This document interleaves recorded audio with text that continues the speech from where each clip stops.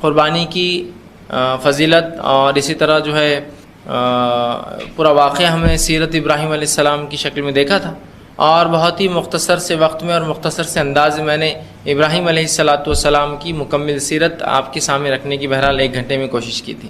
اسی طرح آج بھی جو ہے ہم نے اعلان کیا تھا کہ کچھ مسائل میں رکھوں گا، تاکہ جہاں قربانی اب ہم کرنے والے ہیں یا کچھ دنوں بعد بہرحال عید ہے، تو اسے کچھ مسائل اگر جان لے تو پھر ہمارے لیے بہت آسانی ہوتی ہے کہ ہم جو اس عمل کو بآسانی کر پائیں۔ اور مسائل کا علم انسان کو جو ہے عبادت کے اندر تقویت پیدا کرتا ہے، اس کی عبادتوں میں مضبوطی پیدا کرتا ہے، اور وہ اپنی عبادتوں کو شک اور شبے میں نہیں کرتا ہے بلکہ پختگی اور یقین کے ساتھ کرتا ہے، جس سے اس کا ثواب بھی بڑھ جاتا ہے عبادتوں میں۔ دوسرا، وہ اپنے آپ سے مطمئن بھی ہوتا ہے اس عبادت میں، ورنہ اگر اسے علم نہ ہو مسائل کا تو وہ شک اور شبے میں پورا وقت گزارتا ہے اور عبادتیں بھی شک میں کرتا ہے، نہ ہی عبادتوں کا پورا ثواب پا سکتا ہے اور نہ ہی جو ہے دیگر کام۔ تو بہرحال آج اسی طرح میں جو قربانی کے جو ہے مسائل رکھنے کی کوشش کروں گا۔ اس سے پہلے کہ میں آگے بڑھوں، اس چیز کی وضاحت ضروری ہے، جیسے کہ میں نے آپ کے سامنے جو ہے قرآن کی جو ہے آیت تلاوت کی، جس میں اللہ رب العزت فرماتا ہے کہ اللہ کو لن ینال اللہ لحومها ولا دماؤها، کہ اللہ کو نہیں پہنچتا جانوروں کا خون اور ان کا گوشت، بلکہ جو چیز اللہ کو پہنچتی ہے ولاکن ینالہ التقوی منکم، تمہاری نیتیں ہیں، جس نیت سے تم قربانیوں کو کرتے ہو وہ نیت ہی صرف اللہ کے پاس پہنچتی ہے، اور جانور کا نہ گوشت پہنچتا ہے نہ جانور کا خون اللہ کے پاس پہنچتا ہے۔ تو اس چیز کی دیکھیے جو اس صورت میں جو ہے وضاحت کر دی گئی کہ اللہ کے پاس جو ہے ہمارا جو ہے نہ جانوروں کا خون پہنچتا ہے نہ جانوروں کا گوشت پہنچتا ہے۔ جس طرح سے بہت سے مذاہب میں یہ ہوتا ہے کہ جب وہ اپنے معبود کو خوش کرنا چاہتے ہیں تو اس کی قربانی اس کو بلی دیتے جو کہ اس کے لیے ہوتی ہے، جبکہ اسلام میں قربانی اللہ کے حکم کے ماتحت ہم کرتے ہیں، لیکن وہ قربانی کا اللہ کو کچھ فائدہ نہیں ہوتا، یاد رکھیے، نہ اللہ خون سے خوش ہوتا ہے نہ اللہ کو گوشت پسند ہے کہ وہ کھاتا ہے، لیکن وہ جو تقوی ہے، جس نیت کے ذریعے اپنا مال ہم اللہ کی راہ میں خرچ کرتے ہیں اور ایک جانور خرید کے اسے گردن پر چھری پھیرتے ہیں، جبکہ عام حالت میں ہم جو ہے کسی جانور کو مارنا پسند نہیں کرتے، تو یہ تقوی ہے جو اللہ تک پہنچتا ہے۔ یاد رکھیے اللہ اس کے ذریعے ہمیں آزماتا ہے کہ اگر جانور کی میں قربانی کر سکتا ہوں تو دیگر اور بھی اپنے جو اللہ کی راہ میں جو تکلیفیں آئیں گی ان کی قربانیاں بھی جو اپنی جان ہو، مال ہو، صلاحیت ہو، اولاد ہو، میں خرچ کر سکتا ہوں، میں اللہ کی راہ میں قربان کر سکتا ہوں۔ تو جو ہے اللہ کو نہ گوشت پہنچتا ہے جانور کا، نہ اللہ سبحانہ تعالیٰ کو یاد رکھیے خون پہنچتا ہے۔ تو ہماری نیتیں ہیں اصل جو اللہ سبحانہ تعالیٰ تک پہنچتی ہے اور جس کا اجر مجھے اور آپ کو ملتا ہے۔ تو یہ وضاحت ضروری تھی کہ اس سے پہلے ہم آگے بڑھے اور اس عنوان کو دیکھیں قربانی اور اس کی جو ہے مسائل کیا ہوں گے کہ اللہ کو قربانی کا گوشت اور خون نہیں پہنچتا، وہ اصل ہماری نیتیں ہیں جو ہم دل میں رکھتے ہیں، جو اللہ تعالیٰ تک پہنچتی ہے اور جس کے بدلے میں اور آپ جو ہے اس کا ثواب پاتے ہیں اور ثواب اٹھاتے ہیں۔ اب آئیے چند باتیں اہم جو قربانی کے تعلق سے میں اور آپ یاد رکھیں گے، تاکہ اس سے جو ہے ہمیں جو ہے مسائل کا علم سے جو ہے بہت زیادہ فائدہ ہوتا ہے، اور کچھ بنیادی باتیں ایسی ہوتی ہیں جو مجھے اور آپ کو جاننا بے انتہائی ضروری ہوتی ہے۔ یاد رکھیے ہر معاملے میں ہم کسی پر انحصار نہیں کر سکتے، ڈیپینڈ نہیں ہو سکتے۔ ہاں جو پیچیدہ مسائل ہوتے ہیں، جو ایسی باتیں ہوتی ہیں جس میں اجتہاد لگتا ہے، جس کو اخذ کرنا پڑتا ہے، جو واضح نہیں ہوتی، تو یہاں تو ظاہر سی بات ہے پھر ایسے علماء ہوں گے، ایسے مفتیان ہوں گے جو بات کو اخذ کر کے اجتہاد کر کے ہم تک رکھیں گے۔ لیکن جو معاملہ واضح ہوتا ہے اس بات کو جاننا میرے اور آپ کے لیے دونوں کے لیے ضروری، یاد رکھیے۔ جیسے کہ اگر نماز کا مسئلہ ہے تو نماز کیسے شروع ہوتی ہے، کیسے ختم ہوتی ہے، نماز میں وضو کب ٹوٹ جاتا ہے، وضو کب باقی رہتا ہے، غسل کیا ہے چونکہ نماز کے لیے طہارت شرائط ہے، تو یہ جاننا میرے اور آپ کے لیے انتہائی ضروری ہے۔ اس کے لیے کوئی علماء اور مفتی نہیں بتائیں گا ہمیں کیا کرنا، یہ تو ہمیں سیکھنا پڑے گا۔ ہاں اس کی پیچیدگیاں جو ہوتی ہے کہ مجھے لقفہ مار گیا، اب میرا ہاتھ کام نہیں کرتا، ایک ہاتھ چلتا ہے، تو کیا میں جب وضو کروں تو دوسرا ہاتھ تو دھو نہیں سکتا ہوں میں ایک ہاتھ چونکہ، تو یہ پیچیدگیاں ہیں، تو یہاں ان کے فتوے کی، ان کے جو اجتہاد کی ضرورت پڑتی ہے۔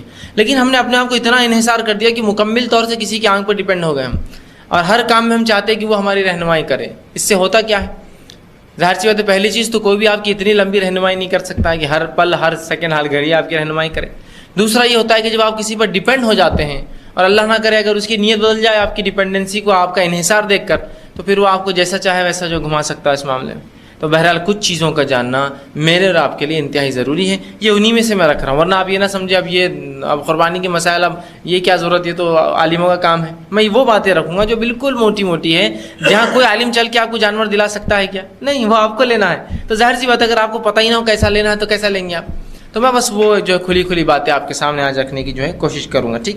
اب قربانی کسے کہتے ہیں، قربانی کی تعریف کیا، تو یاد رکھ لیجیے جو ہے قربانی جو ہے یہ وہ عمل ہے جس میں انسان ایک جانور کو اللہ کی راہ میں ذبح کرتا ہے، اور اللہ کی راہ میں اس جانور کو ذبح کر کے اللہ کا قرب حاصل کرتا ہے۔ ویسے قربانی کا عام معنی ہی ہوتا ہے کہ اللہ کا قرب حاصل کرنا، یا ایسا کوئی عمل جس عمل کے کرنے سے اللہ کا قرب حاصل ہوتا ہو، ٹھیک۔ تو قربانی کا معنی ہوگا کہ 10 ذی الحجہ کے بعد کے جو ایام ہوتا ہے، ایام تشریق، ان دنوں میں جو ہم جانور کو ذبح کرتے ہیں اور جانور کو ذبح کر کے اللہ کا قرب حاصل کرتے ہیں، اسی سے لفظ قربانی آتا ہے، قرب سے، نزدیکی سے۔ تو یہ قربانی کی مختصر سی تعریف۔ اب قربانی کا حکم کیا ہے؟ تو یاد رکھیے قربانی کے تعلق سے علماء لکھتے ہیں، کچھ کہتے ہیں سنت ہے اور کچھ کہتے ہیں واجب ہے اور کچھ کہتے ہیں سنت واجبہ ہے۔ مطلب یہ ہوا کہ یہ ایک ایسا عمل ہے جو نبی اکرم صلی اللہ علیہ وسلم اپنی پوری زندگی کرتے رہے، تو لہٰذا سنت بھی ہوا اور یہ واجب بھی ہوا، اس لیے کہ آپ صلی اللہ علیہ وسلم نے کسی عمل کو ہمیشہ جاری رکھا، تو یہ سنت واجبہ ہے، یاد رکھیے قربانی، ٹھیک۔ تو ہمیں چاہیے کہ ہم جو ہے قربانی کو کریں، اور جس کسی کو اللہ رب العزت نے استطاعت دیا وہ کرے۔ اب قربانی کون کرے؟ بہت سے لوگ سوال کرتے ہیں کیا میں صاحب نصاب ہوں تو قربانی کروں؟ کیا میں زکوٰۃ دیتا ہوں تو قربانی کروں؟ مطلب اس کا کرائٹیریا کیا ہوگا؟ کتنے مال پر کتنی چیزوں پر میں قربانی کروں؟ تو یاد رکھ لیجیے، میں بہت سادہ سا اصول بتا رہا ہوں آپ کو، اس کو یاد رکھ لیں تو بڑا فائدہ ہوگا۔ قربانی ہر وہ شخص کر سکتا ہے جو کرنے کی طاقت رکھتا ہے، اس میں کوئی صاحب نصاب ہونا، کوئی مالدار ہونا، کوئی اتنا پیسہ ہونا، یا زکوٰۃ دینے والا ہونا، یا جو فطرہ ادا کرتا ہے وہ ہونا، کوئی شرط نہیں ہے۔ اگر اس مہینے مجھے لگتا ہے کہ اتنا پیسہ میرے پاس ہے کہ میں ایک حصہ ڈال سکتا ہوں، 1400-1500 1000 2000 روپے جو بھی حصے کی رقم ہے، اگر طاقت رکھتا ہوں تو ڈال دے، یہ ہے قربانی، یاد رکھیں۔ تو قربانی ہر وہ شخص کر سکتا ہے جو اس کے کرنے کی طاقت رکھتا ہو، اس کے لیے کوئی صاحب نصاب ہونا، زکوٰۃ فطرہ دینے والا ہونا، فلاں کوئی نصاب نہیں، یاد رکھیں۔ اگر اس مہینے اتنی تنخواہ بچتی ہے، اتنا سیونگز ہوتی ہے، یا 4-5 مہینے سے اتنا بچا پاتا ہوں کہ یہ قربانی کا حصہ ڈال سکوں، تو ضرور ڈالیے۔ اللہ کو مطلوب عمل ہے، محبوب عمل ہے، بہت اچھا عمل ہے، یاد رکھیں، اتنا اچھا کسی کو انتہا نہیں۔ نبی اکرم صلی اللہ علیہ وسلم حدیث فرماتے ہیں اللہ رب العزت کو 10 ذی الحجہ کو خون بہانے سے زیادہ پسندیدہ کوئی عمل نہیں ہے، مطلب قربانی کرنے سے زیادہ پسندیدہ عمل کوئی نہیں ہے۔ تو لہٰذا ہم اور آپ کوشش کریں، جو چیز اللہ کو اتنی پسند ہو کیا ہم وہ نہیں کر سکتے؟ اور ایک حصہ میں سمجھتا ہوں بہت کم رقمات میں آتا ہے، بہت قیمتی نہیں ہے۔ آج ہی ماشاءاللہ میں سمجھتا ہوں حصہ اتنی قیمت میں آتا ہے جتنی قیمت ہے عموماً کبھی کبھار بچوں کے کپڑے بھی نہیں آتے ہیں، کبھی 2000 میں تو کپڑے بھی نہیں آ رہے آج کل، ہے نا؟ یا لوگ جو ہے جوتے خرید لیتے ہیں 2000 کے، تو حصہ کیا کوئی بڑی بات ہے؟ کر سکتا ہے ہر آدمی، کوشش کرے۔ دیکھیے خرچ کرنے کا جذبہ ہو تو سب کچھ ہوتا ہے۔ اگر میں سوچ لوں یار یہ میرے سے نہیں ہو سکتا ہے تو آپ کچھ بھی کر لیں گے تو وہ کام نہیں ہو سکتا۔ جب آپ نفسیاتی طور سے سوچیں کہ میں کر سکتا ہوں تو آپ کر سکتے ہیں، یاد رکھیے۔ اور جب سوچ لیں نہیں ہو سکتا ہے اب تو مجھے مانگنا پڑے گا، تو پھر وہ آدمی تو ہاتھ ہی پھیلاتا رہیں گا، ٹھیک۔ تو نفسیاتی طور سے تیار کرے اپنے نفس کو کہ ہمیں قربانی دینا ہے، اور اگر 2-4 مہینے پہلے سے آپ کوشش کریں تو یہ اچھی بات ہے، کتنی اچھی بات ہے۔ اور اگر آپ زکوٰۃ نہیں دیتے تو پھر تو قربانی ضرور کیجیے، اس لیے کہ میں تو کوئی عبادت مالی کر ہی نہیں رہا ہوں، تو کم از کم کوشش کر کے قربانی کا حصہ تو ڈالوں۔ تو یاد رکھیے قربانی ہر وہ شخص کرے گا جو قربانی کرنے کی طاقت رکھتا ہوں، ٹھیک ہے۔ اسی طرح قربانی کی فضیلت کیا ہے؟ آپ صلی اللہ علیہ وسلم سے سوال ہوا قربانی کی فضیلت کیا ہے، اور یہ ترمذی کی روایت حسن درجے کی حدیث ہے۔ آپ نے فرمایا 10 ذی الحجہ کو جو خون بہانے سے بڑھ کر ابن آدم اللہ تعالیٰ کے ہاں کوئی بہتر عمل نہیں کرتا، مطلب 10 ذی الحجہ کو عید کے دن خون بہانے سے زیادہ پسندیدہ اور محبوب عمل اللہ کو اور کوئی نہیں ہے۔ پھر فرمایا اللہ کے رسول نے یہ جانور قیامت کے دن اپنے سینگوں اور کھروں اور بالوں سمیت آئیں گے، اور یہ جانور روز قیامت آئیں گے اپنے سینگوں کھروں اور بالوں سمیت آئیں گے، اور خون کے زمین پر گرنے سے پہلے اللہ تعالیٰ کے یہاں ایک مقام ہوتا ہے، سو تم قربانی خوش دلی سے کرو۔ جانور کا خون زمین پر گرنے سے پہلے اللہ کے پاس اس قربانی کرنے والوں کا ایک مقام ہوتا ہے۔ کیا مقام ہوتا ہے یہ اللہ ہی بہتر جانتا ہے، ایک مقام ہوتا ہے۔ تو لہٰذا تم خوش دلی سے قربانی کرو، یہ نہ ہو کہ تنگ دست دلی ہو کہ چلو اب سب کر رہے تو کرنا ہے، مجبوراً میں کر لیتا ہوں، اور دل میں کجی ہے کہ کیوں میں کر رہا ہوں، کیا اس کا وہ ہے، بلکہ خوش دلی سے قربانی کرنے کا رسول اللہ نے حکم دیا۔ اور یہ جانور ہم کو جو اجر اور ثواب دیں گے روز قیامت، یاد رکھیں۔ اور اللہ کو یہ بہت زیادہ عمل محبوب ہے، تو ہم میں سے ہر شخص کوشش کرے کہ وہ ضرور جو ہے اگر اللہ نے طاقت دی تو قربانی کرے، ٹھیک۔ اسی طرح اب قربانی کی جو ہے حکمت کیا ہوں گی اللہ رب العزت کے پاس؟ تو کئی حکمتیں ہو سکتی ہیں اسی قربانی کی۔ ایک یہ ہو سکتی ہے کہ اللہ چاہتا ہے کہ ہم اللہ کے یہاں مال خرچ کریں، قربانی ظاہر سی بات ہے مال خرچ کرنے کا ذریعہ ہے۔ دوسرا، جانور کو ذبح کرنا انسان میں ایک جذبہ بھی جگاتا ہے کہ میں جب کسی جانور کا خون اللہ کی راہ میں بہا سکتا ہوں تو اللہ وقت آنے پر تمام تر چیزیں میں تیری راہ میں قربان کر دوں گا، ٹھیک۔ یہ ایک جذبہ ہوتا ہے نا، جذبہ جب انسان جانور پہ چھری پھیر رہا ہے، عام حالت میں کسی بھی انسان کا دل کسی جانور کو مارنے کے لیے نہیں ہوتا، یاد رکھیں، ہر آدمی تھوڑا سا بچتا ہی ہے، اور ایک بار سے شکار میں پھر بھی انسان کسی جانور کو مار لے گا، لیکن ذبح کرنا اور تکلیف دہ چیز ہوتی ہے، لیکن وہ ذبح کر رہا ہے۔ تو یہ ذبح کرنا ایک طرح کی حکمت ہے کہ اس ذبح کرنے سے اللہ ہمیں تعلیم دینا چاہتا ہے، سکھانا چاہتا ہے کہ جیسے جانور کی گردن پہ چھری پھیر رہا ہوں، جس سے ظاہر سی بات اس کی جان چلی جاتی ہے، تو اسی طرح اللہ اب تیرے راستے میں وقت آیا تو اپنا وقت، اپنا مال، اپنی صلاحیتیں، اپنی نفس اور اپنی تمام تر چیزوں کی میں قربانی دینے کے لیے اللہ میں راضی ہوں۔ تو یہ قربانی کئی طرح کے سبق مسلمانوں کو سکھاتی ہے۔ تو ہم قربانی کا اصل مقصد لے یاد رکھیں، نہ کہ رسمی طور سے اس کو کرے، بلکہ قربانی کا مقصد یہی ہے کہ ہم اللہ کی راہ میں سب کچھ قربان کرنے والے بن جائیں۔ جس طرح سے جب یہ قربانی کی شروعات ہوئی، اس نبی نے جہاں سے یہ شروعات ہوئی اس نے اپنا سب کچھ اللہ کی راہ میں قربان کر دیا۔ ابراہیم علیہ السلام اپنی جوانی، اپنا وقت، اپنا گھر، اپنے باپ کا گھر، اپنا وطن، اپنا ملک، اپنا شہر، اپنی بیوی، اپنا بچہ، اور جب بچہ بڑا ہو تو اس کو قربان کرنے کا حکم آیا، اس کے لیے بھی تیار ہے، سب کچھ قربان کر دیا اس نبی نے۔ تو بس وہی یاد ہم تازہ کریں کہ اللہ جس طرح سے ہم جانور کی گردن پہ چھری پھیر رہے ہیں، سب کچھ تیری راہ میں قربان کرنے کے لیے ہم تیار ہیں۔ اگر یہ جذبہ ہو جائے تو دیکھیے ہر سال بقرعید ہم میں کچھ نہ کچھ تبدیلی لائیں گے، یاد رکھیے، ورنہ بقرعید تو کہیں آ کر جاری ہے زندگی میں، کوئی تبدیلی آئی ہماری نفس میں؟ آج تک کوئی تبدیلی نہیں آئی ہے نا۔ یہاں جانور کے گردن پہ چھری پھیر رہے ہیں، قربانی کا جذبہ عید جگانا چاہ رہی ہے، اور وہاں جھگڑا ہو رہا ہے کہ بازو والے جانور نے میرے جانور کا چارہ کھا لیا۔ اتنی بھی قربانی کا جذبہ نہیں کہ 10 روپے کا چارہ کسی جانور نے کھا لیا تو جانے دو۔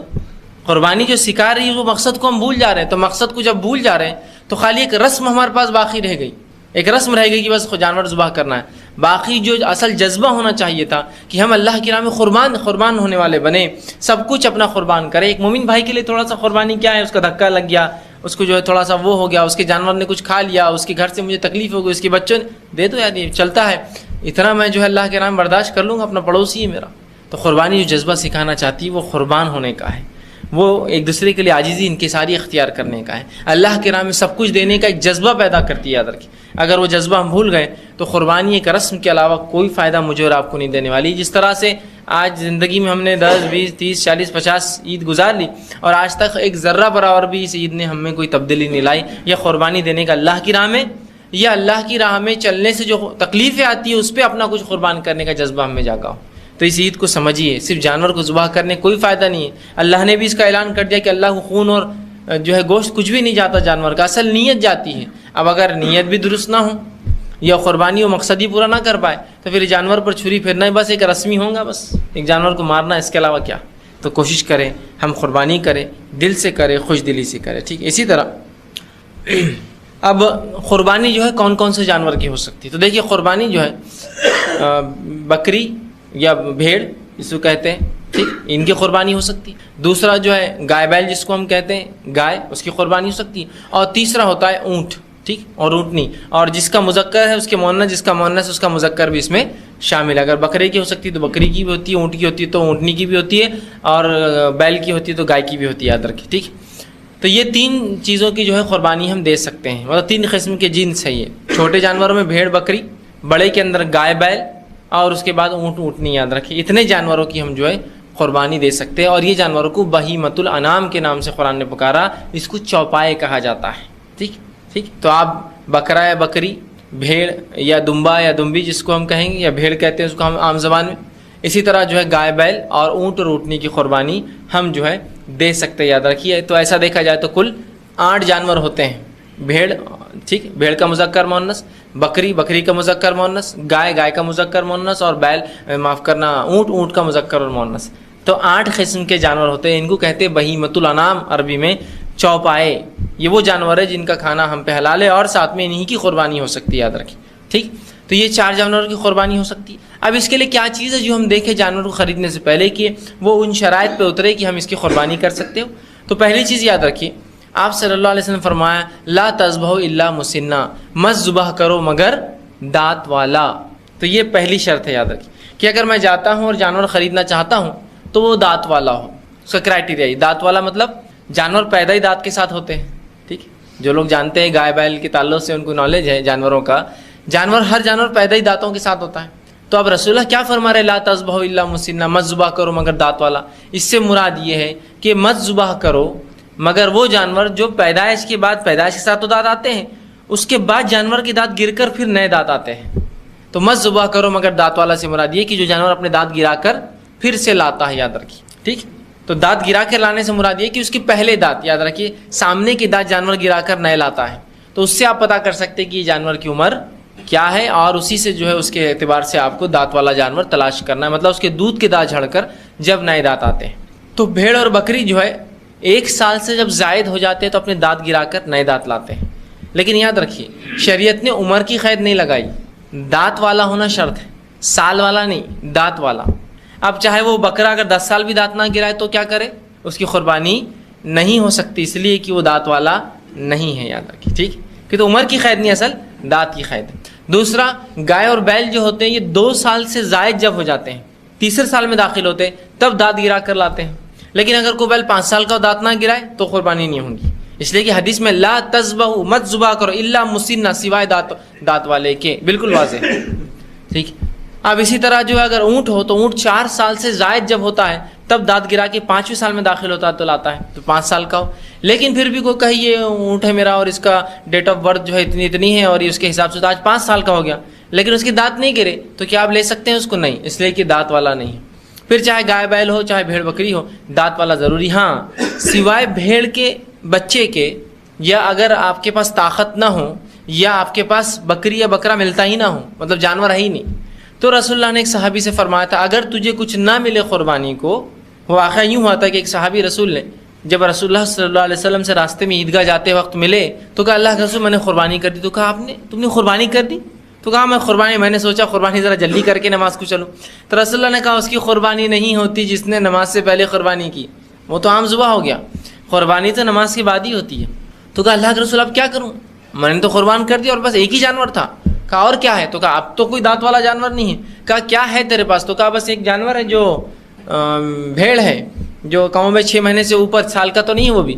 تو کہا پھر تو وہ قربان کر دے، اس لیے کہ اب تیرے پاس کچھ بھی نہیں، سمجھے؟ تو بھیڑ کا بچہ جو 6 سال سے زائد ہو جاتا ہے یا ایسا لگتا ہے کہ سال بھر کا ہے لیکن دانت گرا کر نہیں لاتا، اگر آپ کو بکرا بکری نہ ملے یا بھیڑ نہ ملے یا طاقت نہ ہو آپ کی قربانی کرنے کی، تو اس صورت میں وہ جانور بھی چلیں گا جو صرف بھیڑ میں، بکری میں نہیں چلیں گا سال سے چھوٹا، بھیڑ کے مطلب دانت بغیر دانت کا، بھیڑ میں ایسا بھیڑ کا بچہ جو لگتا ہو سال بھر کا، 6 مہینے سے اوپر کا ہو، جزا جس کو بولتے 6 مہینے سے اوپر اس کی عمر ہو، لگتا ہو سال بھر کا، موٹا تازہ ہو اچھا، لیکن دانت نہیں گرا، تو اس صورت میں وہ چل جائیں گا۔ بکری میں تو یہ بھی نہیں چلیں گا، یاد رکھیے۔ تو یہ مجبوری کی صورت ہے کہ بھیڑ کا جزا صرف اس حالت میں جب آپ کو بکری نہ ملتی ہو یا بکرا مل نہیں رہا ہو یا آپ کی طاقت نہیں کہ آپ اچھا جانور لے کے اب سال مطلب جو دانت والا ہو خرید کر وہ کر سکے، چونکہ اس صحابی نے قربانی کر دی تھی، ان کے اتنی طاقت تھی۔ اب کہا میرے پاس طاقت نہیں ہے، تو کہا اب تو بھیڑ کا جزائی قربان کر دے، مطلب جو لگ رہا ہو سال بھر کا کر دے، کیا کریں گے ٹھیک۔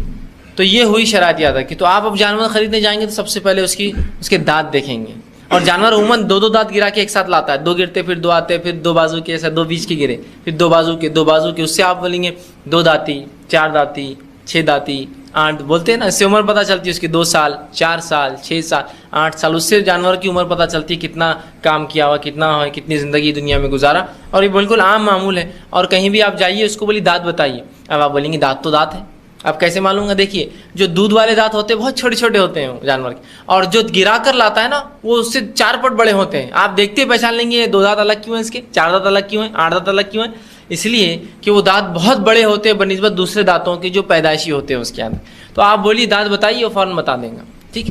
اب بہت سی بار ہوتا ہے ہم جاتے ہیں قربانی کو اور بولتے ہیں ارے ماشاء اللہ وہ زبردست جانور دکھ رہا ہے، اب وہ زبردست کیا پورا سودا ہو گیا، پھر بولتے یہ ہے کیا وہ قربانی کے لائے، بولتا رہے ہو جائیں گا بس 8 دن میں دانت گرا کے لا لیں گے، ابھی قربانی کو 12 دن ہے، لے جاؤ آرام سے۔ تو پہلی شرط آپ نے دیکھنا چاہیے تھا نا، جب کسی چیز پہ شریعت نے کنڈیشن لگا دیا تو آپ اس کنڈیشن کو پہلے فلفل کریں گے، پہلے بھریں گے یا پہلے چیز کر لیں گے اور پھر کریں گے؟ سمپل سی بات ہے، آپ یہاں سے جو ہے کسی جگہ لکھا ہوا ہے کہ ڈسکاؤنٹ مطلب سیل چل رہی ہے، ڈسکاؤنٹ مل رہا ہے نا، تو ڈسکاؤنٹ مل رہا لکھا ہوا رہتا اپ ٹو 50%، 50% تک، سب پہ نہیں ملیں گا، مطلب کچھ شرائط ہے، پھر ایک تارا ہوتا ہے نیچے لکھا ہوتا ہے کنڈیشن اپلائیڈ، ہے نا۔ پھر آپ جب جاتے ہیں تو وہاں پتہ چلتا ہے 2 جوڑے لینے پر 50% ڈسکاؤنٹ ملتا ہے، ایک پر نہیں، ہے نا۔ تو کیا آپ چیزیں لے کر آ جاتے ہیں اور پھر بولتے ہیں کتنا ڈسکاؤنٹ ہے، بلکہ آپ کیا بولتے ہیں کیسا ڈسکاؤنٹ ہے، اسکیم کیسی ہے، اور کتنے پر ملیں گا، 2 پر ہے، پورا پوچھ کر جاتے ہیں نا تاکہ ہتک نہ ہو۔ تو ایسا کیوں ہوتا ہے دین کے معاملے میں پہلے سب کچھ کر کے پھر اس کے بارے میں پوچھنا، جب دنیا کے معاملے میں پہلے پوری تحقیق کر کے چیز کی طرف جانا؟ ایسی ہونا چاہیے نا، پوری تحقیق کر کے آپ جائیے، جانور جب لینے جا رہے ہیں تو سب کچھ سودا کر لیا، کبھی کبھار تو گھر پر لا کے بولتا ہے اس کو دانت ہی نہیں ہے، مطلب یہ تو دودھ کی دانت والا ہے پورے، دکھ رہا تو بہت اچھا نہیں، انہوں نے بولے چل جاتا، جب دکھ رہا اچھا 70-80 کلو کا ہے تو چل جاتا. سوال یہ شریعت نے کیا ایسی کوئی شرط دی 70-80 کلو کا چل جاتا، دکھا اچھا تو چل جاتا؟ کیا فرمایا؟ لا تذبحوا الا مسنہ، مت ذبح کرو مگر دانت والا. ختم. پہلی کنڈیشن یہی ہے، دانت والا ہو تو آگے دیکھا جائے گا، ورنہ نہیں معاملہ ختم ہو گیا. پھر کتنا اچھا دکھو، کتنا موٹا دکھو، کتنا بڑا دکھو، چاہے کچھ بھی کوئی کہو، ٹھیک، تب بھی نہیں چلے گا. بہت سے جانوروں کی ڈیٹ آف برتھ بھی ہوتی ہے، یاد رکھیے، جو گورنمنٹ اس میں پلتے ہیں گورنمنٹ فارمز میں، تو اس میں ڈیٹ آف برتھ بھی ہوتی ہے، کب پیدا ہوا جانور، تب بھی نہیں چلیں گا. وہ 4 سال کی بیل ہوگی، 2 سال کا ہوگا، لیکن دانت والا نہیں ہے تو 10 سال کا کیا 50 سال کا بیل بھی نہیں چلیں گا. یاد رکھیے، دانت والا ہونا جانور کے لیے پہلی شرط ہے. تو ہم جب بھی جانور لینے جائیں تو یہ کنڈیشن کو ضرور فلفل کرنے کی کوشش کریں. آپ صلی اللہ علیہ وسلم اس بات کو، یہ صحیح مسلم کی روایت ہے، فرمایا لا تذبحوا الا مسنہ، کہ مت ذبح کرو مگر دانت والا. لیکن اگر تمہیں نہ مل سکے جانور دانت والا یا استطاعت نہ ہو تو تب تم ذبح کر دو. جزا، ٹھیک، بھیڑ کے اندر کا جزا مطلب ایسا بچہ جو 6 مہینے سے اوپر ہو، سال بھر کا دکھتا ہو، اچھا خاصا ہٹا کٹا ہو، لیکن دانت نہیں گرے ہو، تو اس صورت میں ذبح کرنا ہے. یہ کنڈیشنل ہے کہ جب وہ نہ ملے تو یہ. اب بہت سے لوگ کہتے ہیں نہیں سال والا چلتا ہے. اب سوال یہ، کیا بیل میں بھی سال والا چلتا ہے، اونٹ میں بھی سال والا چلتا ہے؟ آپ بولیں گے نہیں. تو پھر سوال یہ، پھر خالی بکرے میں سال والا چلتا ہے، کہاں دلیل ہے؟ یہ حدیث جو ہے یہ مسنہ ہے، سین کے زیر کے ساتھ ہے کہ مت ذبح کرو سال والا. کچھ لوگ اس کو مسنہ پڑھتے ہیں، زبر کے ساتھ پڑھتے ہیں. اس کا معنی ہوتا ہے جو ہے، معاف کرنا، زیر سے معنی ہوتا ہے دانت والا اور زبر سے معنی مسنہ معنی ہوتا ہے سال والا. ٹھیک، لیکن اگر سال والا اس حدیث کو ہم لیں تو اس کا معنی ہو گیا سال والا بیل، سال والا اونٹ، سال والا بکرا. ٹھیک، جبکہ ایسا معنی نہیں ہے. آپ خود کہیں گے نہیں سال بھر میں نہیں چلیں گا بیل، تو اس کا مطلب مسنہ ہے، مطلب دانت والا. پھر چاہے وہ 2 سال سے زیادہ کا بیل ہوتا ہے، 4 سال زیادہ کا اونٹ اور 1 سال سے زیادہ کا بکرا ہے بکری، دانت توڑ کر لاتے ہیں. تو یہ پہلی شرط ہے. ٹھیک، اسی طرح قربانی میں کسی بھی قسم کا عیب نہیں ہونا چاہیے. یاد رکھ، کسی بھی قسم کا عیب، کان کٹا، لنگڑا، دم ٹوٹی ہوئی، ٹھیک ہے، یا جو ہے جسم کا کوئی اعضا جھڑا ہوا خراب ہوا جیسا سنگ ٹوٹے ہوئے اس کے. ٹھیک، ہاں سنگ نہیں ہے بچپن سے یا بغیر سنگ کے جانور ہوتے ہیں وہ الگ بات ہے، لیکن ہو کر ٹوٹ جائے تو نہیں چلیں گا اندر کی، نہیں چلیں. قربانی کو چلیں گا، مطلب معاف کرنا، ذبح کو عام جو آپ جو عام دنوں میں جو گوشت کھاتے ہیں اس کو چلیں گا. قربانی کے لیے، عید الاضحیٰ کے لیے نہیں چلیں گے. یاد رکھیے، مطلب عام قربانی کے لیے چلیں گا، اس قربانی عید کے لیے نہیں چلیں گا. یاد رکھیے، ٹھیک ہے. تو کسی بھی قسم کا جانور میں عیب نہ ہو. اور بالخصوص آپ صلی اللہ علیہ وسلم کے دور میں حضرت علی کہتے ہیں کہ نبی اکرم صلی اللہ علیہ وسلم ہمیں حکم دیتے کہ جانور کی آنکھ دیکھے، کان دیکھے، اچھے سے چیک کرے، اس کی چال دیکھے، لنگڑا ونگڑا تو نہیں ہے، اس میں کوئی نقص تو نہیں. ٹھیک، اور یہ دیکھنا بہت آسان ہے، کوئی مشکل ہے؟ آپ جانور لینے کے بھائی پہلے بتائیے سال والا ہے کیا، معاف کرنا دانت والا ہے کیا، وہ بتا دیں گا اٹھا کر کہ دیکھیے دانت اس کے اتنے ہیں، فلاں ہیں، ایسا اتنے، اور آپ کو اندازہ ہو جائیں کتنے سال کا ہے، یا کم از کم 2 سال سے اوپر کا ہے، دانت والا ہے. ٹھیک ہے، بیل ہے تو، اگر بکرا ہے بکری ہے تو ظاہر سے 1 سال سے اوپر کا دانت والا آپ نے دیکھا، چلیے ایک کرائٹیریا تو ماشاءاللہ ہوگا. اب اس کے بعد آپ ادھر دیکھ لیجیے، اسے گردن پٹا گیا. اب بکری بیل ہے تو آپ خود چل کے آزوز دیکھ لیجیے کان سلامت ہے کہ آسانی سے دیکھ سکتے ہیں، اگلا پچھلا ہو گیا. اس کے بعد آنکھ دیکھ لیجیے اس کی. رسول اللہ نے فرمایا غور سے، بلکہ حضرت علی فرماتے ہیں آنکھ کو غور سے دیکھتے، آنکھ غور سے دیکھ لیجیے کوئی اس میں خرابی تو نہیں، اندھا تو نہیں. اور بہت آسان ہے، آنکھ کی طرف ایک ہاتھ کیجیے، وہ ادھر سے کریں گا، دوسری آنکھ کی طرف ہاتھ کیجیے، وہ فوراً ہلیں گا ادھر سے، سمجھ جائیے آنکھ درست ہے. ورنہ ہوتا کیا، کچھ جانور کو موتیابین ہوتا ہے، وہ اندھے ہو جاتے ہیں. اب آپ کتنا بھی ادھر کچھ کیجیے اس کو کوئی محسوس نہیں ہوتا. جانوروں کی آنکھیں دونوں طرف ہوتی ہیں، ہماری سامنے ہوتی ہے. آپ کیجیے تو ہلیں گا نہیں، سمجھ جائیے اندھا ہے، نہیں چلیں گا. ٹھیک، نہیں چلیں گے. تو یہ آپ کو آزمانا ہے کہ ادھر سے ہاتھ کیا، وہ فوراً ڈر جاتا ہے، آنکھ بند کرتا ہے، ادھر سے کیا ماشاءاللہ آنکھ بھی اس کی اچھی ہے. ٹھیک، اب آپ تھوڑا سا جانور کو ادھر سے دھکا دیجیے تو ادھر کی طرف بھاگتا ہے، ادھر سے دیجیے ادھر، تو آپ کو اسی کھڑے رہنے کی پوزیشن میں سمجھ میں آ جائے گا، چال بھی اچھی ہے اس کی، چلتا ہے، پیر برابر ہے. ورنہ جانور کا پورا سودا کر لیا، جب تک دیکھے نہیں آپ نے کہ 3 ٹانگ پہ کھڑا ہوا تھا، وہ جب لے کے چل رہے تو وہ 3 ہی ٹانگ پہ چل رہا ہے. ارے یہ کیا مسئلہ ہے، ایک ٹانگ، ارے وہ ہو گیا، ٹوٹ گئی تھی، یہ ہو گئی، بچپن میں ہوا تھا، چلتے رہتا ہوتا ہے. اب آپ کو پیسے تھوڑی واپس دینے والا ہو، تو یہ آپ کا کام ہے نا، آپ لا لیں گے پھر پریشان ہوں گے. اور حدیث میں بالخصوص آتا ہے 4 چیزوں کے تعلق سے آپ صلی اللہ علیہ وسلم فرمایا، صحیح مسلم کی روایت ہے کہ غور کیا کرو، اور فرمایا 4 جانور کی قربانی جائز نہیں ہے. مطلب 4 چیزیں غور سے دیکھو ورنہ ان کی قربانی جائز نہیں. پہلا فرمایا واضح طور پر آنکھ کا کانا، ٹھیک ہے، کہ آنکھ اندھا ہے، کچھ نہ کچھ خرابی ہے. دوسرا فرمایا واضح بیمار، انٹرنل کوئی ڈیسیز ہوں گا الگ بات ہے، اندرونی ظاہر بیمار دکھ رہا ہے کہ بالکل لائق نہیں ہے کسی قربانی، واضح بیمار. لنگڑا، جس کا لنگڑا پن نمایاں ہو، یہ الگ بات ہے کہ اس کی ہڈی ٹوٹی ہوئی زندگی میں کبھی، لیکن ابھی دکھتی نہیں. لنگڑا جس کا لنگڑا پن نمایاں ہو، تب چلا کے آپ دیکھ لیجیے. اور فرمایا ہو، اور کمزور جس میں چربی نہ ہو، ایسا جانور بھی قربانی کو نہیں چلتا. بالکل اس کی صرف ہڈیاں اور تھوڑا سا گوشت دکھتا ہے، کوئی چربی نہیں، کوئی فروا پن نہیں اس کے اندر، ایسا جانور بھی یاد رکھیے اللہ کی راہ میں نہیں چلیں گا. اور جانور کا جو ہے صحت کا اندازہ آپ لگا سکتے ہیں اس کے جو ہے کمر کے پاس، اس کے پیٹ اور کمر کے بیچ میں ایک ہڈی ہوتی ہے، وہاں کی آپ جلد سے اندازہ لگا سکتے ہیں کتنا صحت مند جانور، وہ جتنی باہر ہوں گی مطلب اتنا صحت مند، عموماً وہ باہر نہیں ہوتی ہے، اور جتنی اندر ہے مطلب اتنا کمزور جانور ہے، ہو سکتا ہے پیٹ بڑا ہوگا لیکن اس کی وہ اندر ہوتا ہے، اس سے آپ کو اندازہ ہو سکتا ہے چربی والا جانور ہے، ہٹا کٹا جانور ہے، مضبوط جانور ہے، تو فرمایا یہ جانور نہیں چلیں گے، ٹھیک۔ اسی طرح دوسری بات میں آتا ہے کان دیکھ لیا کرو، اس لیے کان کٹا جانور بھی نہیں چلتا ہے، ٹھیک۔ اب بہت سے لوگ کان میں ڈیزائنر بنے ہوتے جانور کی، خرید کے لا لیتے ہیں، بولتے وہ تو ایسی بچپن میں پہچان کے لیے بنائے تھے، ٹھیک ہے، آپ اس کو عام دنوں میں قربانی کرو، ذبح کرو، لیکن قربانی عید پر نہیں چلتا ایسا جانور۔ کان میں سوراخ ہے، کان میں بالی ڈالی ہوئی ہے، کان پہ ڈیزائن ہے نا، نوک بنا دیتے ہیں، پتوں کا ڈیزائن بیچ میں سے کٹا ہوا، دیکھیے جانور کے کان ایسے بنے ہوئے ہوتے، یہ کوئی بھی جانور قربانی کو نہیں چلتا ہے، عام ذبح کو چلتا ہے، قربانی نہیں ہوتی، یاد رکھیے۔ کان کٹا، دم اس کی ٹوٹی ہوئی ہے، سنگ اس کا ٹوٹا ہوا ہے، آنکھ اس کی خراب ہے، یا کوئی بھی ایسا نقص جو بالکل ظاہر، اتنا بیمار کی بیماری سے اٹھ بھی نہیں سکتا ہے، چربی اس میں ختم ہو چکی ہے، مطلب بالکل، کیوں تو ایسے جانور سستے ملتے ہیں نا، اللہ کو پسند نہیں ایسی قربانی، 4 جانور کی قربانی رسول اللہ میں جائز ہی نہیں ہے، تو ہمیں چاہیے کہ سب دیکھ لیں۔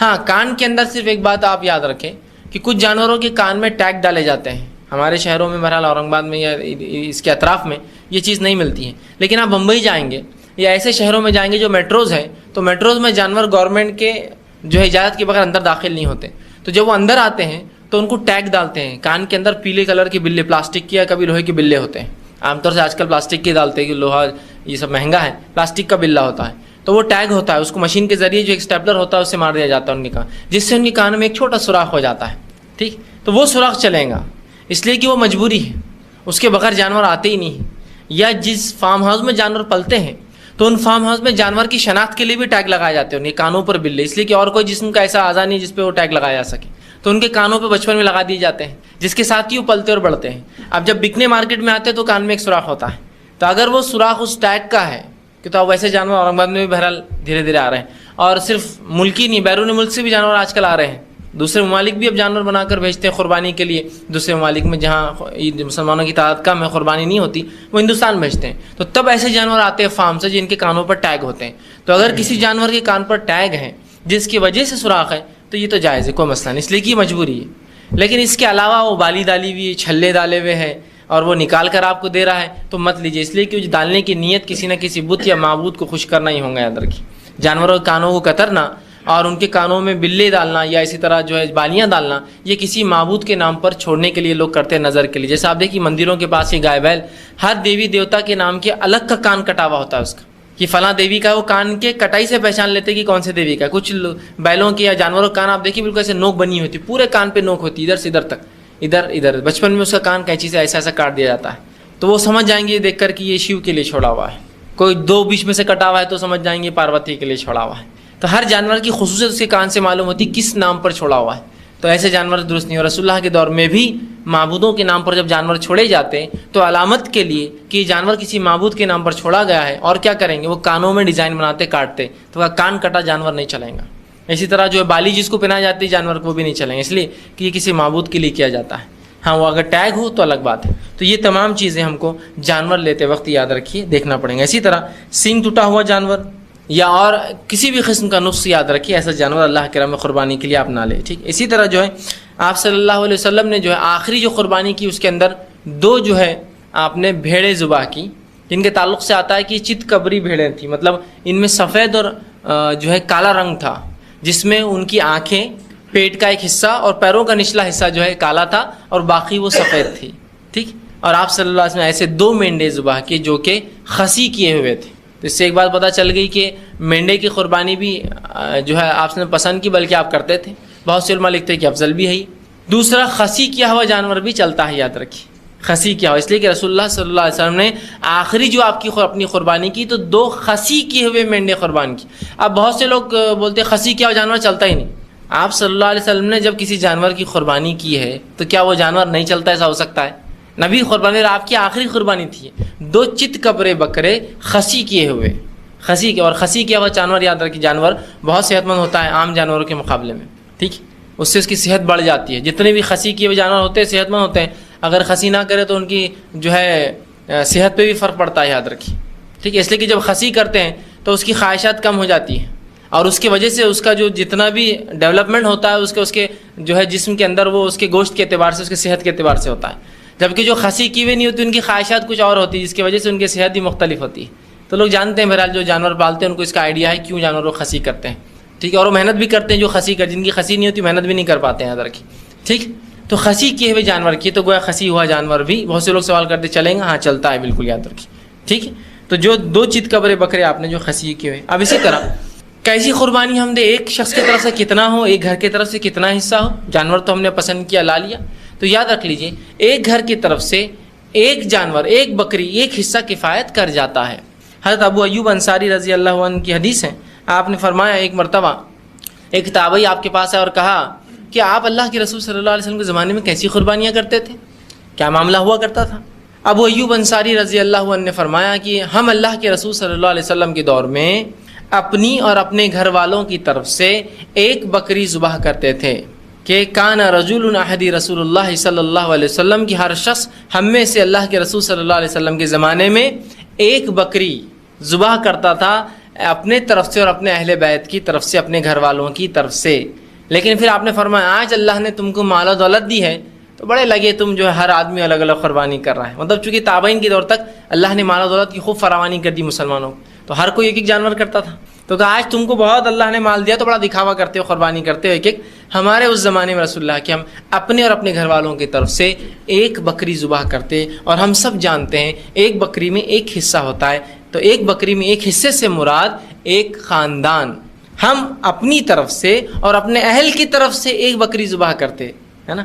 تو پتہ چلا ایک حصے میں ایک فرد نہیں، ایک حصے میں ایک خاندان. ایک بیل میں کتنے حصے ہوتے؟ 7 حصے. تو 7 حصے 7 فرد کے لیے نہیں، 7 خاندان. ایک اونٹ میں قربانی کے لیے 10 حصے ہوتے ہیں، تو 10 حصے نہیں بلکہ 10 افراد نہیں، 10 خاندان شامل ہو سکتے ہیں ادھر. لیکن اگر اللہ نے دیا ہے تو آپ 1000 اونٹ کیجئے، یہ آپ کا مسئلہ ہے. لیکن کچھ نہ ہو تو ایک حصہ ڈال سکتے ہیں نا. اب یہ مسئلے کا بھی علم نہیں ہمیں. ہوتا یوں ہے کہ اس مسئلے کا علم نہیں ہونے سے کیا پرابلم ہوتی ہے، سب سے بڑا مشکل کیا ہوتی ہے؟ اگر میرے پاس طاقت ہے اور میں چاہتا ہوں کہ میں حصہ ڈالوں تو میں بولتا ہے ابا کیا سوچیں گے، ان کے نام کا حصہ نہیں، امی کیا سوچیں گے، ان کے نام کا حصہ نہیں. دونوں کماتے نہیں، آپ کے ساتھ رہتے، اب تو ظاہر سی بات ہے وہ آپ کے ماتے ہیں اب، تو آپ ضرورت نہیں ان کے الگ حصے کی، آپ کے حصے میں کافی. اور پھر بیوی بولیں گی میرا بھی نہیں ڈالتے، جان دو کس کا بھی نہیں ڈالتے. جب اللہ طاقت دیں گا ایک بیل لینے کی جب ہی ڈالیں گی، میرا، امی کا، ابا کا، تمہارا، بچوں کا. جبکہ اگر وہ ایک حصہ بھی ڈالتا تو خود کے طرف سے اور پورے اہل مطلب اس کے گھر والوں کی طرف سے کافی تھا. معلوم؟ تو یہ مسئلے کا علم یاد. ہاں اللہ نے جس کو دیا ہے تو میں اس کو یہ نہیں کہہ رہا ہوں کنجوسی کرو بس ایک حصہ ڈال دو کافی ہے. دیا ہے تو کیجیے نا. آپ صلی اللہ علیہ وسلم نے آخری مرتبہ جو قربانی کی اپنے اور اپنے اہل و عیال کی طرف سے ایک بھیڑ ذبح کی. ہم سب جانتے ہیں نبی اکرم صلی اللہ علیہ وسلم کی حیات میں آپ خود ایک اور آپ کی بیویاں 9 تھی، تو ہوئے 10 لوگوں نے مل کر کتنے میں ڈالا؟ ایک بھیڑ کے اندر. تو پتہ چلا کیوں تو آپ کا خاندان تھا نا وہ پورا، تو آپ شوہر تھے اور آپ کی بیویاں تھی، سب کی طرف سے ایک حصہ کافی ہے. اسی لیے میں نے کہا ایک خاندان کی طرف سے ایک حصہ. اسی طرح آپ صلی اللہ علیہ وسلم نے ایک مرتبہ اپنے اور اپنے اہل و عیال کی طرف سے ایک بیل بھی ذبح کیا، روایت میں آتا ہے. مطلب 7 حصے ڈالے. طاقت ہے تو 7 ڈالے، طاقت نہیں تھی تو ایک بھی ڈالا. اسی طرح ایک مرتبہ آتا ہے آپ صلی اللہ علیہ وسلم نے اپنے اور اپنے اہل بیت اپنے گھر والوں کی طرف سے 100 اونٹ ذبح کیے. 60 آپ نے کی اور 40 علی کو کہا تم ذبح کر دو، میں تھک گیا ذبح کرنے سے. 1000 حصے ڈالے. تو سمجھ گیا بات کو؟ میرے میں طاقت ہے 1000 اونٹ ذبح کیجیے، طاقت نہیں ہے ایک بکری کیجیے، اور یہ پورے گھر والوں کی طرف سے کفایت کر جاتی ہے. تو ایک حصہ میری طرف سے، میرے بیوی بچوں کی طرف سے کافی ہے، یا ایک حصہ میری طرف سے اور میرے ماتحت جو لوگ میرے گھر میں رہتے ہیں میری کمائی کے ذریعے، مثال طور میرے والد ہیں، والدہ ہے، فلاں ہیں، وہ سب بھی اس میں شامل ہیں. اسی طرح اگر ایک باپ ڈال دے تو وہ باپ اور باپ اس کی بیوی اور اس کے بچے اور وہ بچے جو کماتے نہیں وہ سب تمام اسے لڑکے لڑکیاں شامل ہو جائیں گے. لیکن اگر کوئی آدمی کماتا ہے تو میں کہوں گا پھر وہ اپنا حصہ ڈالے.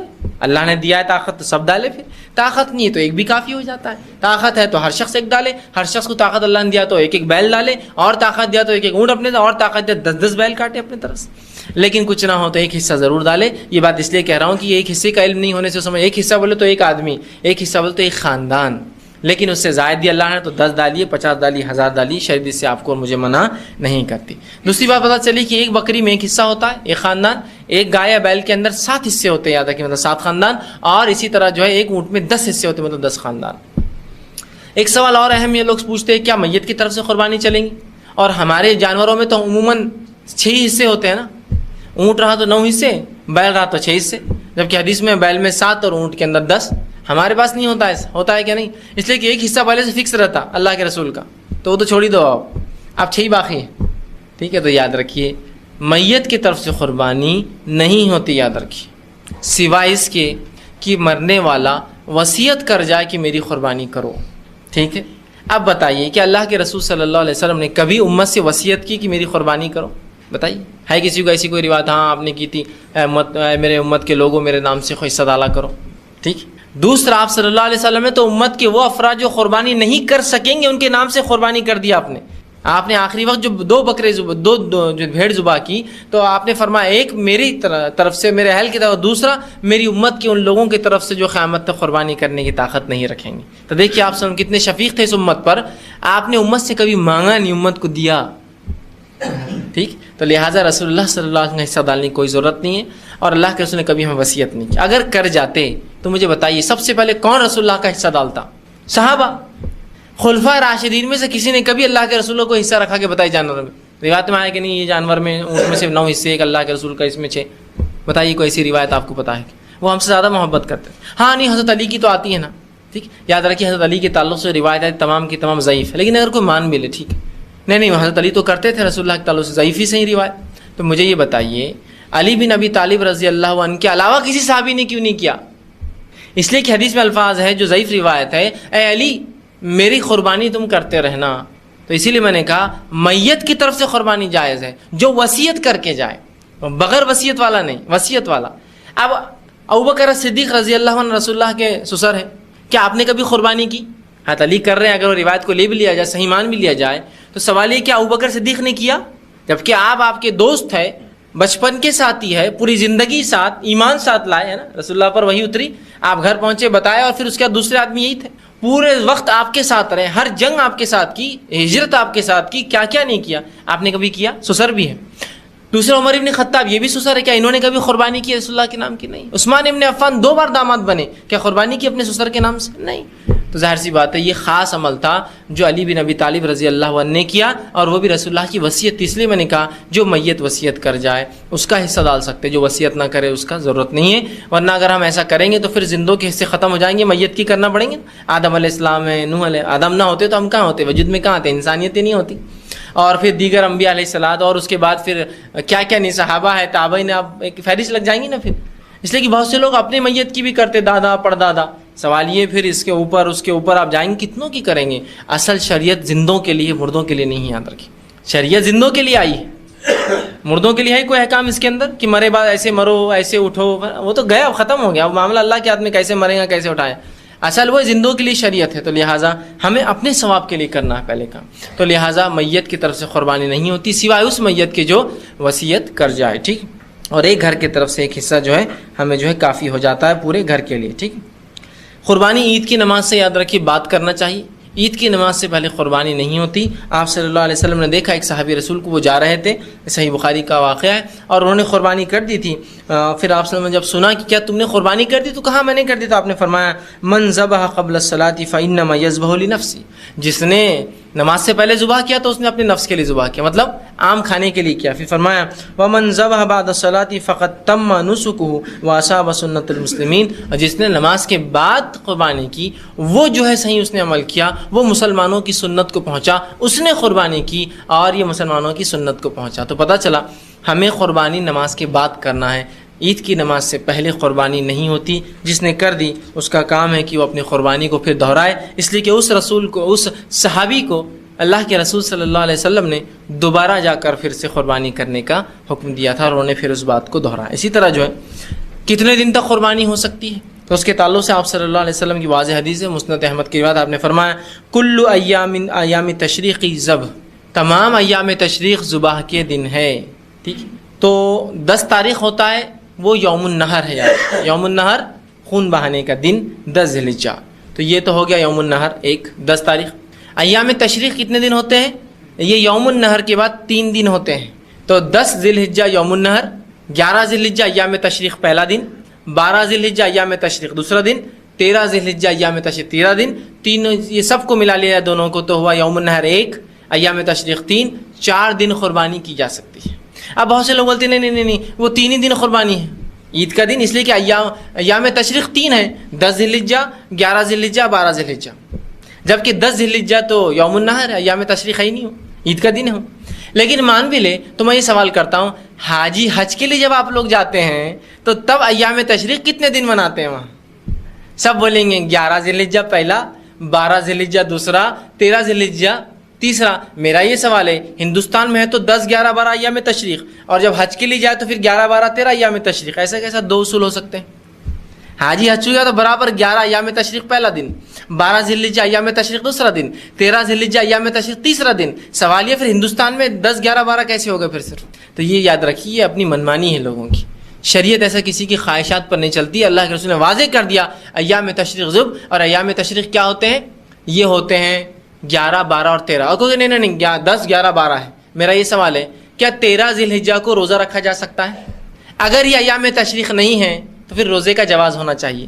روزہ سال میں صرف 5 روزے حرام ہیں، 5 ایام کے روزے حرام ہیں۔ پہلا عید الفطر کا روزہ حرام ہے، بقرعید رمضان عید کا روزہ حرام ہے۔ دوسرا عید الاضحیٰ کا روزہ حرام ہے، عید الاضحیٰ کو روزہ نہیں رکھ سکتے آپ، عید کا دن ہے، ٹھیک۔